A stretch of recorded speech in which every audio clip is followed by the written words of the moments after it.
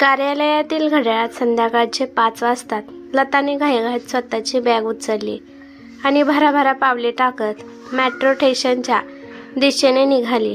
आज तिचे मन स्वच्छंदी पाखराप्रमाणे आकाशात उंच भरारी घेत होते, कारण आज तिला पहिला पगार मिळाला होता. तिला घरातल्या सर्वांसाठी काही ना काही घ्यायचे होते. रोज संध्याकाळ होत आली की तिचे शरीर आणि मन दोन्हीही थकून जायचे, पण आज मात्र तिचा उत्साह कायम होता. चला आता लताची ओळख करून घेऊया. लता आजच्या युगातील 22 वर्षीय नवतरुणी आहे. सावळा रंग, कैरीसारखे बटबटीत डोळे, छोटे नाक, मोठेले होठ असल्यामुळे सौंदर्याच्या व्याख्येत तिचा कुठेच नंबर लागत नव्हता.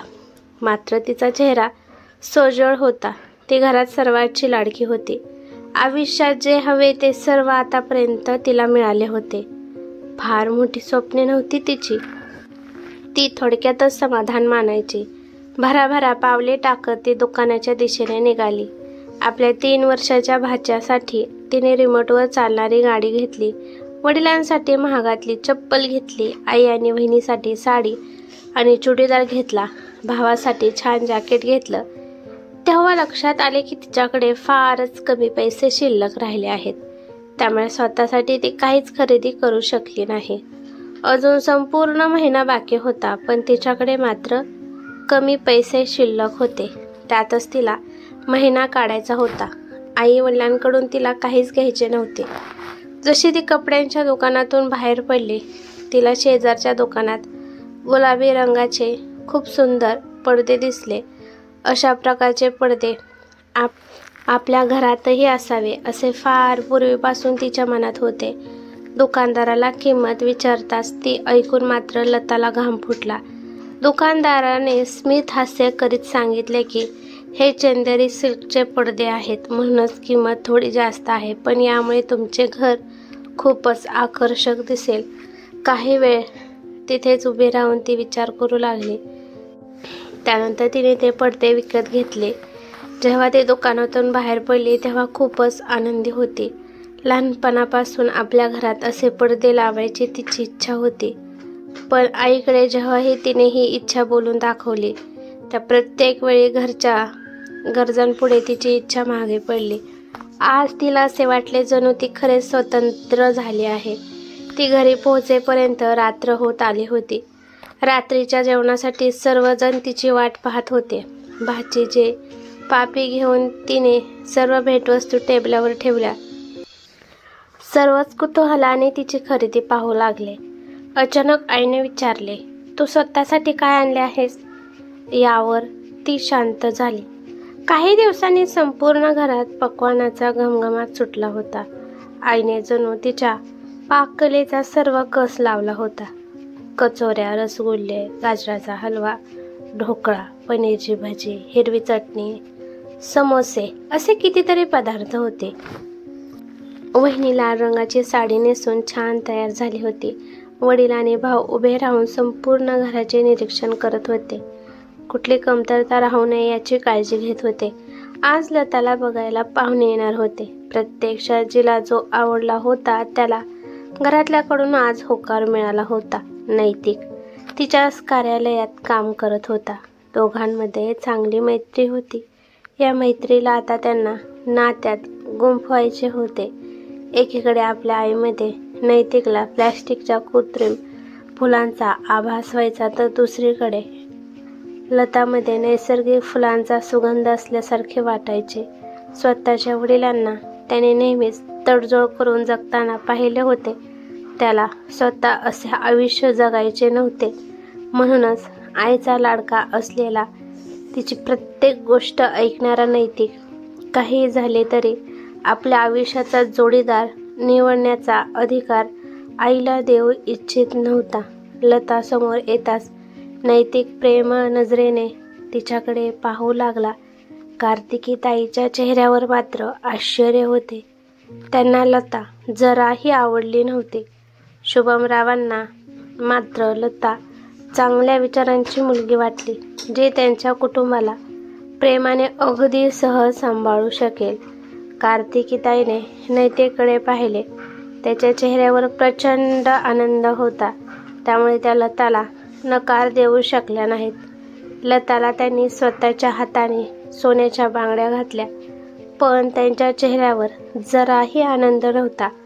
लता हे समजून गेली होती की ती फक्त नैतिकची आवड आहे. आपल्या घरात स्वतःची जागा निर्माण करण्यासाठी तिला प्रचंड मेहनत करावी लागणार आहे. 2 महिन्यानंतरची लग्नाची तारीख ठरली. नवरीच्या रूपात लता खूप छान दिसत होती. नैतिक आणि तिच्यावर लोकांच्या नजरा खिळून राहिल्या होत्या. कार्तिकीताईही अत्यंत सुंदर दिसत होत्या. कन्यादान करताना लताच्या आई वडिलांचे डोळे पाणवले. ती त्यांच्या घराचा श्वास होती. पाठवणी वेळी शुभमराव यांनी हात जोडून सांगितले, सून नाही तर मुलगी घेऊन जात आहोत. काहीच दिवसातच लताच्या हे लक्षात आले होते की या घरावर कार्तिकीताई यांचे राज्य आहे. ते त्यांचे घर आहे आणि लग्नापूर्वीचे घर हे लताच्या आई वडिलांचे घर होते. पण मग तिचे घर कुठे आहे या प्रश्नाचे उत्तर तिला काही केल्या मिळत नव्हते. कालचीच गोष्ट होती. लताने दिवाणखान्यात काही बदल करण्याचा प्रयत्न केला. त्यावेळी कार्तिकीताई यांनी हसत सांगितले की लता, तू नैतिकची पत्नी आहेस, या घराची सून आहेस, पण हे घर माझे आहे. म्हणूनच तुझे निर्णय आणि तुझे अधिकार तुझ्या खोलीपुरतेच मर्यादित ठेव. लताने सर्व निमूटपणे ऐकून घेतले.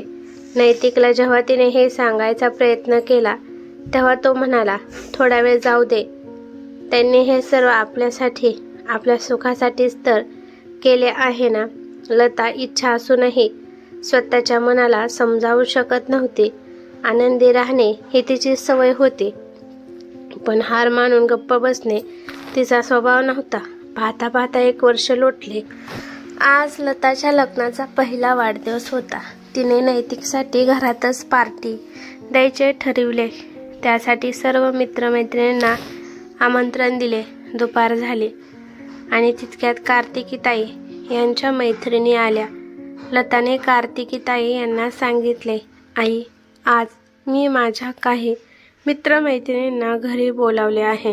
कार्तिकीताई प्रत्युत्तर देत म्हणाल्या, लता, तू आधी मला विचारायला हवे होतेस. आता मी काहीच करू शकत नाही. तू तुझ्या मित्रमैत्रिणींना दुसरीकडे कुठेतरी बोलव. लता काहीच बोलली नाही.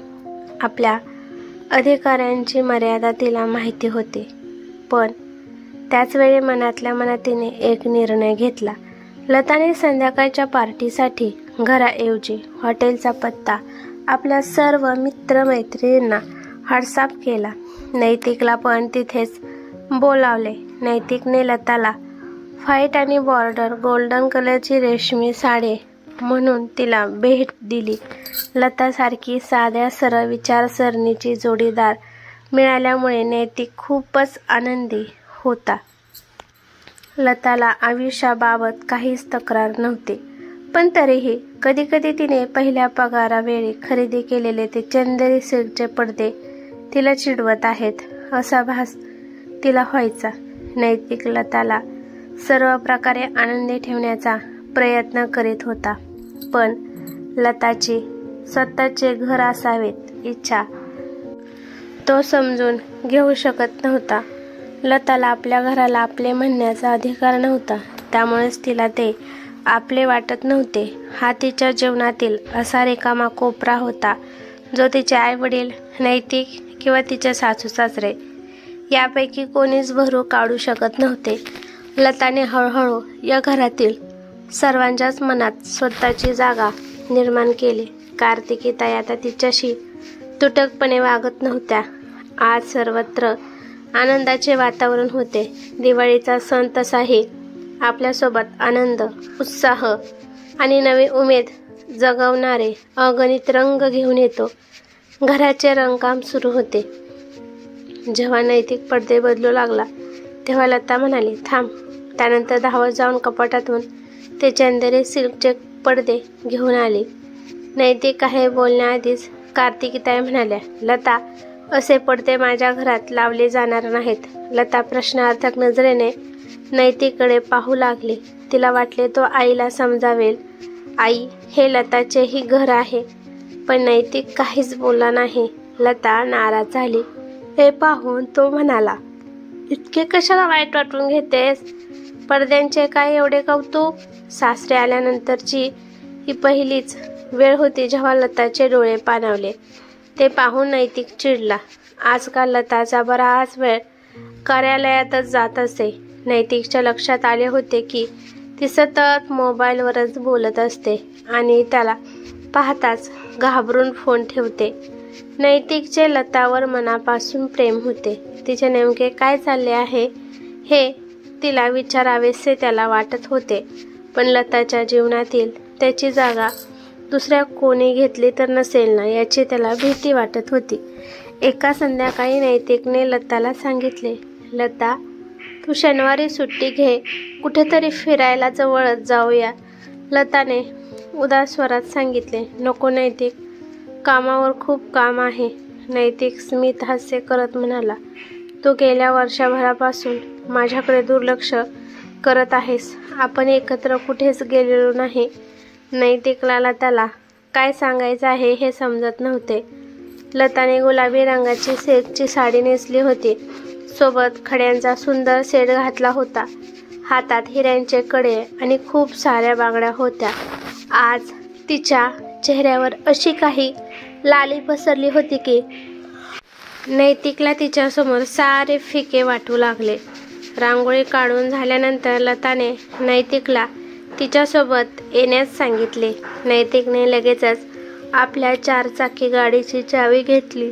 लता हसून म्हणाली, आज मी तुला माझ्यासोबत माझ्या कारने नेणार आहे. दोघे निघाले. कार जुनो हवेशी गप्पा मारत वेगाने पुढे जात होती.